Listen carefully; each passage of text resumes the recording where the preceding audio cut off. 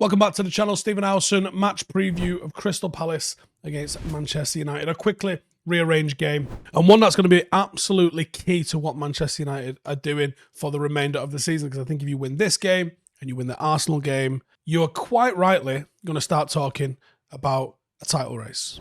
Crystal Palace are sitting in 12th place in the league. They're coming off 3 straight defeats, the last one being against a really poor Chelsea side, which gives me a little bit of hope that United can go there and turn them over as well. Since returning from the World Cup, Crystal Palace have actually only won 1 game, and in fact they're actually 4 losses in their last 5 games. It really isn't going well for them, and I think Manchester United are about to pile even more misery on them. And conversely, Manchester United have won 9 in a row, including beating champions Manchester City at the weekend. We are in absolutely fine form, and I don't know if the possibility of 10 in a row, which is what we will get if we beat Crystal Palace tomorrow night, I don't know if that's just a bit too giddy, because you know the last time we did that? 2009, when Manchester United was one of the best teams in the world. If that doesn't illustrate what Erik Ten Hag is doing, I really don't know what could. Right then, let's get into how Crystal Palace play.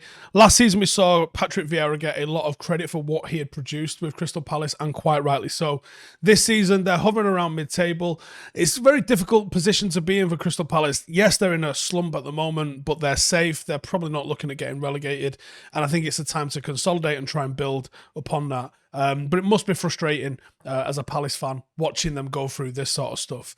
Now, Vieira's got a couple of non-negotiables, and the biggest one for me is energy and aggression, and that's from the entire team. Pressing right from the front in the final third, during the opponent's playing out sequences, before hunting the ball down with even more urgency once it enters the middle third of the pitch. Palace's main formation is a 4-3-3, but when attacking, the formation goes to a bit of a 4-5-1 almost at times, and in some cases the defensive formation becomes a 4-2-3-1, with Schlupp and Eze dropping down alongside Doucouré when out of possession. They rely less on counter-attacking opportunities than they ever have in the past. Vieira looks to build from the back. He has quite good fundamentals in terms of what he wants to see from his team, but they are capable of hurting you with direct balls, because they've got players with pace who like to run at players, and that's always dangerous when you do that.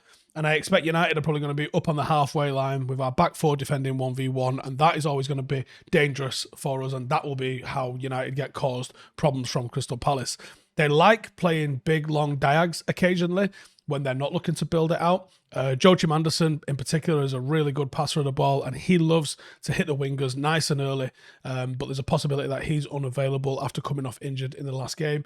Alternatively, Palace might progress the ball through the fullbacks, that'd be Mitchell and Klein, or potentially Ward, that they would look to move the ball up with as well. The interplay between the central midfielder and the fullback means the fullbacks get to advance a lot higher up the pitch than they would in some of the more traditional 4-3-3s or 4-2-3-1s, because they know that they've got defensive cover in behind them. They sit with a back 4 sort of security square that is going to do most of the defending on the transition.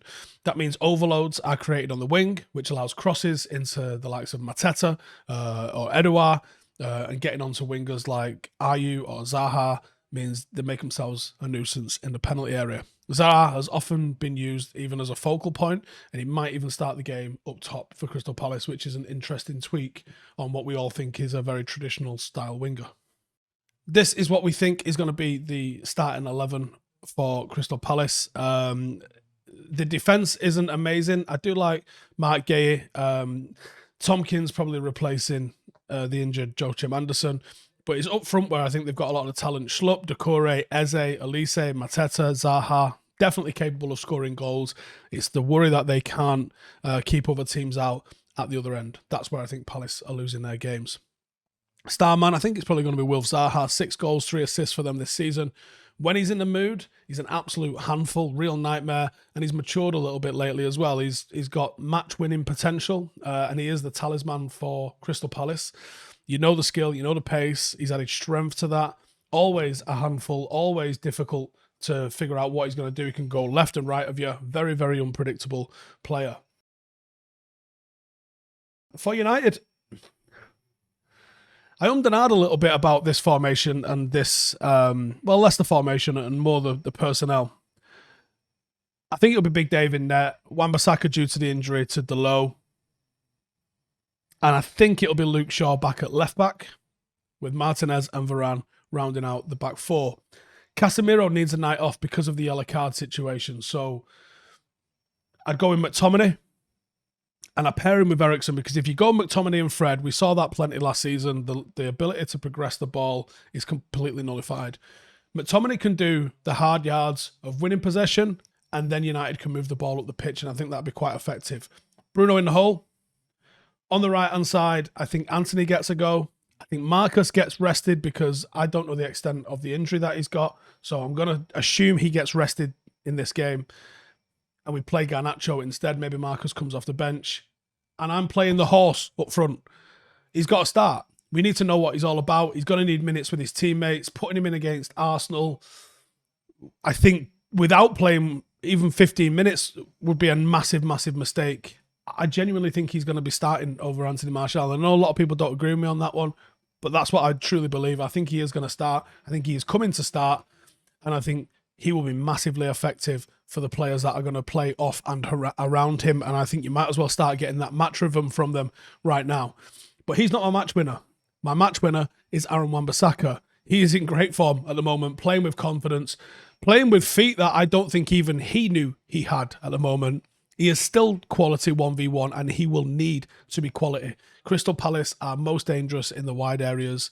Ayew, Eze, Zaha. They've got the ability to dribble past anyone except Wan-Bissaka.